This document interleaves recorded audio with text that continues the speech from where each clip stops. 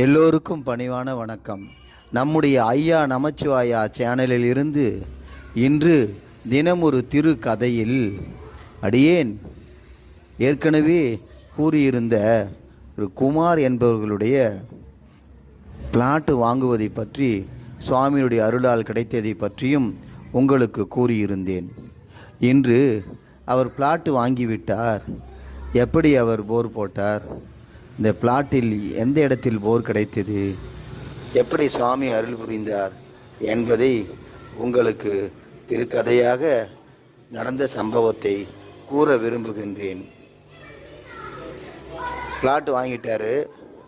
சுவாமி பாதத்தில் வச்சு மூலப்பத்திரத்தை வச்சு பூஜை பண்ணி சுவாமிக்கு நன்றி சொல்லிவிட்டு வீட்டுக்கு வந்துட்டார்.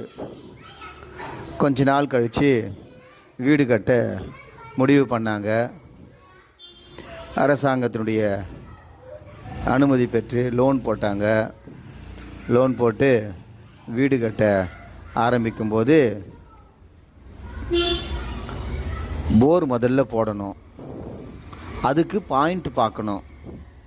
உடனே அதுக்கும் ஓடி இருந்தார் குமார். ஓடி வந்து ஈசான் லிங்கத்தில் விழுந்து முட்டி போட்டு சாமிக்கிட்ட வேண்டுறாரு. சாமி, ரொம்ப நன்றி சாமி, பிளாட்டு வாங்கி கொடுத்துட்டீங்க, போர் போட போகிறோம் சாமி, அதுக்கு பாயிண்ட்டு பார்க்கணும் சாமி, நீ தான் சாமி தண்ணி கிடைக்கிற மாதிரி பாயிண்ட்டை கண்டுபிடிச்சி கொடுக்கணும் சாமின்னு அதுக்கும் சாமிக்கிட்ட வந்து வேண்டுறாரு. வேண்டிட்டு வீட்டுக்கு போகிறாரு. அவருடைய நண்பர், அவருடன் பணிபுரிந்த நண்பர் ஒருவருடன் மூலம் ஜியாலஜிஸ்ட் ஒருத்தரை போய் பார்க்குறாரு. இவருக்கு தெரிந்தவராகவே இருக்கிறாரு. அவர் அழைச்சிட்டு போயிட்டு அவருடைய பிளாட்டில் பாயிண்ட் பார்க்குறாரு. அவர் மெக்கர் வச்சு பாயிண்ட் பார்க்குறாரு. பாயிண்ட் பார்க்கும்போது இவர் மனசுக்குள்ளே சிவசிவா சிவசிவா ஓம் நமச்சிவாயா சிவாய நம அப்படின்னு சொல்லிக்கிட்டே சொல்லிக்கிட்டே பாயிண்ட் பார்க்கும்போது இவர் மனத்துக்குள்ளேயே சுவாமியை தியானிச்சிட்ருக்காரு குமார். பாயிண்ட் பார்க்குறாங்க. முதல்ல நிருதி மூலையில் பார்க்குறாங்க. நிருதி மூலையில் பார்க்கவே கூடாது. முதல்ல என்ன பண்ணாங்க, நிருதி மூலையில் பார்க்குறாங்க. அப்படியே பார்த்துட்டே வராங்க. பாயிண்ட் தண்ணி கிடைக்கல. அப்புறம் வடமேற்கு மூலையில் பார்க்குறாங்க, தென்மேற்கு மூலையில் பார்க்குறாங்க, சென்டரில் பார்க்குறாங்க. இப்படி எல்லா திசையிலும் பார்த்துட்டு கடைசியில் ஈசானிய மூலைக்கு வந்து பார்க்குறாங்க. ஈசானிய மூலையில் பார்க்கும்போது தண்ணி இங்கே இருக்கும் சார், ஆனால் கொஞ்சம் தான் கிடைக்கும், ஆனால் கிடைக்கும் சார்னு சொல்கிறாரு ஜியாலஜிஸ்ட்டு. உடனே இவர், உங்கள் பிளாட்டில் இந்த ஒரு இடம் தான் இருக்குது, அதுவும் கொஞ்சம் தான் இருக்குது, வேறு எந்த இடத்துலையும் உங்கள் பிளாட்டில் பாயிண்ட்டு கிடைக்கல சார்னு சொல்கிறாரு. சரிங்க சாமி, இறைவனுடைய செயல் சார், நீங்கள் போடுங்க சார், இந்த இடத்துலேயே பாயிண்ட்டு உங்களுக்கு எங்கே கிடைக்கிது அங்கே சொல்லுங்கள் சார்ன்றார். உடனே ஈசான மூலையில் கரெக்டாக கிடைச்ச இடத்துல பாயிண்ட்டு பண்ணுறாரு. அடையாளம் வைக்கிறாங்க. உடனே அடையாளம் வச்ச உடனே அந்த அடையாளம் பார்த்திங்கன்னா சனி மூலையில் வடகிழக்கு மூலைக்கும் தென்மேற்கு மூலைக்கும் கரெக்டாக அந்த கோடு அடித்தோம்னா, அந்த மூலைக்கு இந்த மூலைக்கும் கோடு அடித்தோம்னா அந்த கோட்டில் வருது, சரியாக வந்தது அந்த பாயிண்ட்டு, அவர் போட்ட பாயிண்ட்டு. அதை போல் அமையிறது பெரிய விஷயம். ஆஹா, ஐயனுடைய கருணைன்னு சொல்லிட்டு கரெக்டாக வடகிழக்கு மூலையில் அந்த கோட்டில் கரெக்டாக அமைஞ்சிது பாயிண்ட்டு. ரொம்ப நன்றி சொல்லிட்டு விடுன்னு ஓடிடுறான். ஓடி வந்து ஈசான லிங்கத்தார்கிட்ட வந்து முட்டி போட்டு அர்ச்சனை பண்ணி சுவாமிக்கு நன்றி சொல்லிட்டு வீட்டுக்கு போயிடுறான். பாயிண்ட்டு பார்த்து ஒரு வாரம் கழித்து போர் போடுறாங்க.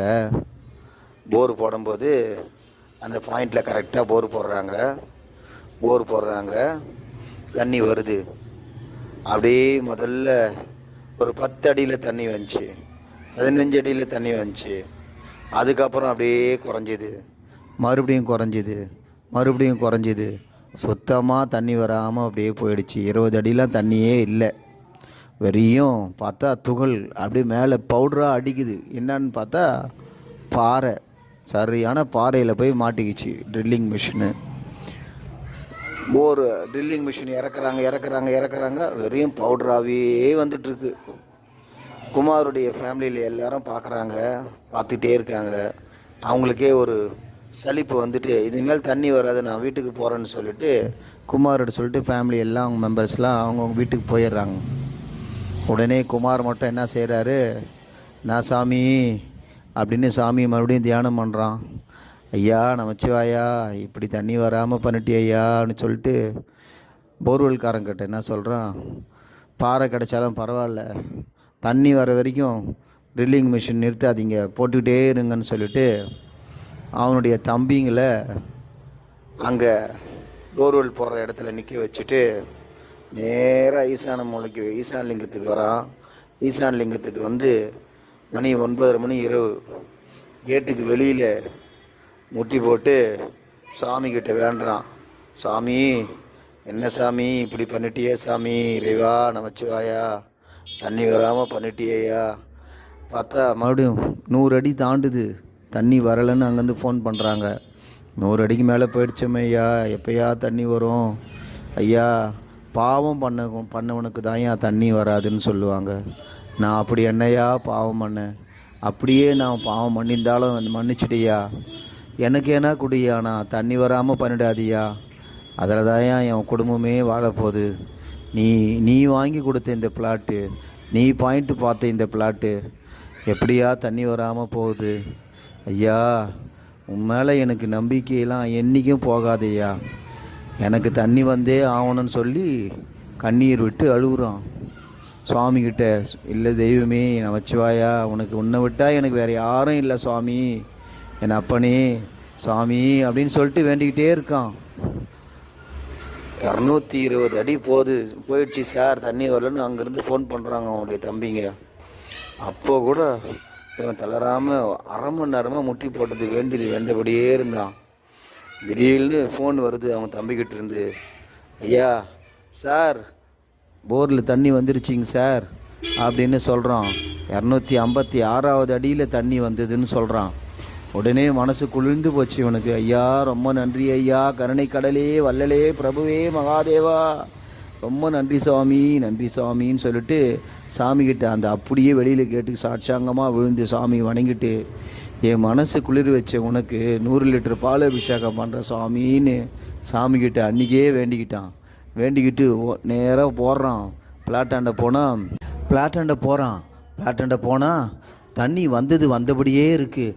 அந்த போர்வெல்காரன் சொல்கிறான், ஐயா சார், இவ்வளோ 20 அடியில் கிடைச்ச பாறையிலிருந்து 250 அடி வரைக்கும் பாறைக்கு அடியில் தண்ணி கிடைக்குதுன்னா இந்த தண்ணி நிலையாக இருக்கும் சார், தண்ணி ஜீவ நதி மாதிரி சார், இந்த தண்ணி இறைவன் உங்களுக்கு வரப்பிரசாதம் சார், உங்களுக்கு கொடுத்துருக்கார் சார் அப்படின்னு சொல்கிறான்.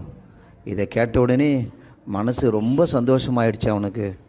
313 அடி வரைக்கும் போட வச்சுட்டு 1 வாரம் பொறுத்து சுவாமிக்கு ஈசான் லிங்கத்தார்கிட்ட போயிட்டு 100 லிட்டர் பால் அபிஷேகம் பண்ணி சுவாமியை குளிர் வச்சு சந்தோஷப்பட்டு சுவாமியினுடைய பாலாபிஷேகத்தை பார்த்து ரசித்து சந்தோஷம் அடைகிறான்.